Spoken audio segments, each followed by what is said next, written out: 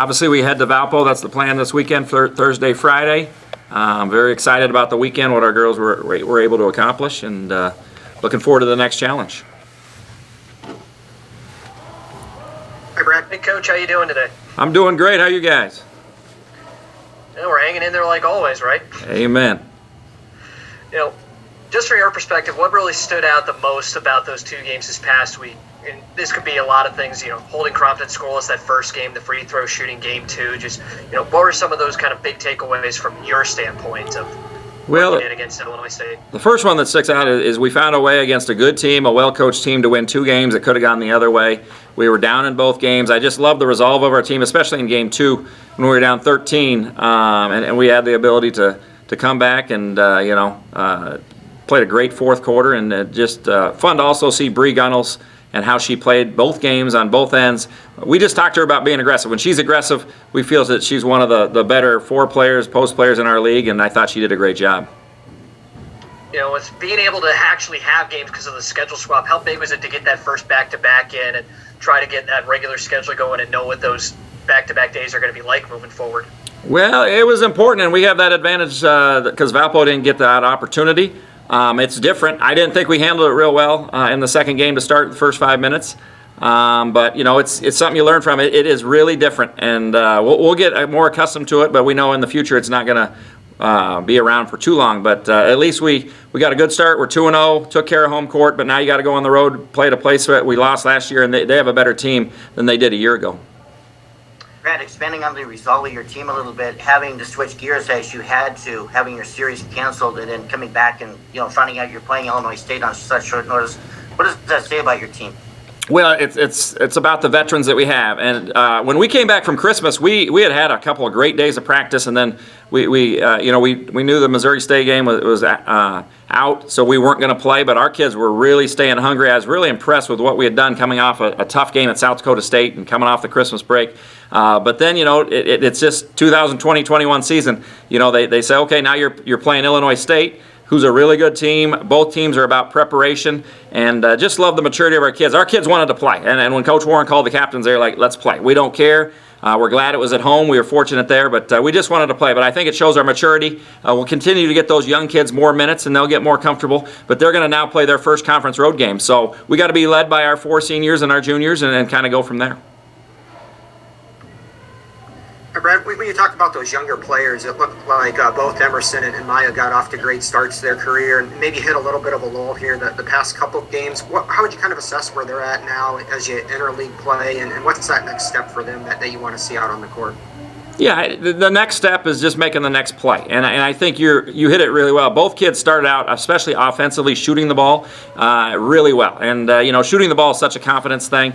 But they have to understand that it's just not making shots that allows them to be successful. So just continuing for Maya, we need her to be able to play with and without the basketball. For Emerson, we need to be able to have her be effective inside and outside. And if you miss a shot, be ready to stick the next one. And if they can both be sound on defense, which for the most part they really have done a nice job, the offense will come. It's a long year. You're a freshman, college basketball, it's very difficult. And, they just got to stay confident. And being a freshman is not easy. I always joke with the kids, the best part about freshmen is they become sophomores. And, but we're glad to have them, and they're going to be huge contributors the rest of the season. So we just got them, to continue to understand scout and report details. And when that next shot's open, you got to be willing to step up and knock it down. What's kind of allowed Grace and Kayla to get into the mix, and what's kind of your initial impression on what they've been able to do here the past couple games? Well, it's really about getting them back and getting them in flow. They weren't with us for the first couple games, and that's a big deal. When a freshman misses any time, it's difficult. So it's almost like twice as much when you're a freshman and you miss that time. So it's really about them getting their shape, getting into what we want to do, getting into Division I basketball. And if you really look at our non-conference schedule, we played one of the tougher schedules, ended up with 7 games in the country, if you really look at it, with Iowa State, South Dakota State twice, Creighton, Wichita State, and North Dakota State's maybe the most improved team in the Midwest and one of them in the country. So we didn't have a lot of opportunities, against teams that maybe aren't quite as good to get those freshmen some easy minutes. I mean, we were playing some really good teams. So now we're into league play, and they're getting more practice reps, and they just got to continue to stay patient. Understand, if I get 2 minutes in this quarter, if I get 4, make the most of it. How have you kind of handled that rotation, your rotations? It looks like a lot of times you'll throw a lot of those younger players in together and have them play together. Sometimes you'll have a veteran out there on the court with them still. Kind of, what's been that right balance, do you feel, for your rotations here this season? Well, Coach Warren she's every game, she's still trying to figure it out. I think it's best not to have too many men at one time, but there's times that, just with foul trouble and where we're at, that we're going to have them in there. So they just got to understand, it doesn't matter if you're a freshman, doesn't matter if you're a sophomore or senior, you got to, be able to make plays. But Coach Warren does a great job rotating, keeping kids fresh. He knows how important that is, playing back-to-backs. And, it's just about, we always talk about next game, next opportunity. Like Kaylin Morgan, she had been struggling a little bit, and she hit as big a three as there was in the second game against Illinois State. So now we need her to be able to take from that and be ready to help us on Thursday against Valpo. All right, thanks, Brad. Thank you. Brad, talk a little bit about the roller coaster. Tuesday, game gets canceled. Now you find out you get another game of just a couple days to prepare essentially for a team that in Illinois State. Had you guys looked at them at all yet, or was it kind of a crash course for you guys building that scouting report too? Well, it was a crash course. We certainly know a lot about Illinois State. What we talked about is the irony of the year of 2020 and how different it was. We were back-to-back shoot-arounds at the conference tournament in March, getting ready to play them in the quarterfinals. And, the game gets taken away. We were scheduled to play Missouri State. They were supposed to play Valpo. It all gets flipped. But, they are extremely well coached. They do the same things year in and year out, and they do them really well. So we had that comfort level, but we had not watched them at all. I had the Missouri State scout. I had spent my time there. Next thing you know, I had the Illinois State scout. So it was just about making adjustments and, understanding what we need to do. But it was not going to be as in-depth as it normally is, and that's just what 2020-21 is going to present for us this year. We got to be able to adapt to anything, and I thought our kids did a great job of that. As you look at the two games, Friday, 4 players with 10 or more points. Bree had a big game. Then Saturday, Bree with a monster double-double. Carly with 19 points. Do you like the offensive balance that you saw this past weekend in those two games? Absolutely love it. I mean, as an offensive coach, the number one thing that you need is balance, and we have it this year. I know in the third quarter or fourth quarter of both games, I went to Coach Warren. We got 4 kids double figures, 3 kids in double figures, and that's what's going to make us successful. We don't have any one kid, including Carly, that has to play well offensively for this team to be successful. If we can continue to get Bree to be aggressive, she's going to score her points. I thought Cynthia Wolf was terrific in Saturday's game, the second game of the series. And if we can keep getting those little contributions off the bench, offensively that's going to make us hard to guard.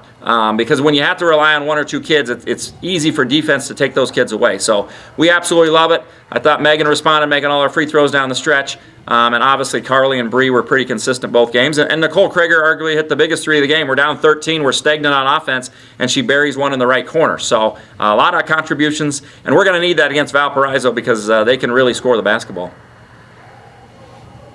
Very good. Thank you, Coach. Thank you. Just to jump back in one more time for me. This may be too early because they just came out today, but have you had a chance to look at those first net rankings for women's basketball or have any thoughts about adjusting from RPI to net moving forward? I did take a brief look at them. Obviously, they're a lot different than the RPI numbers, but, they're going to take into every factor. And, I think we're around 72nd or something, and based on the schedule and, being 5-4, we feel very good. I mean, I think our strength of schedule is only going to get better. We're going to, play Valpo, who's had a good year, and then we got Missouri State, who's top 30, I believe. So you just got to continue to win basketball games, and we'll worry about what March brings. We have told the girls we got to play all our games. That's a successful season, and obviously the more you win, the better. But it's going to take an adjustment, but it was fun to see those rankings, and I feel that our kids have deserved a top 100 ranking, and being in 72nd, if we can continue to get better, maybe we can climb up a little bit.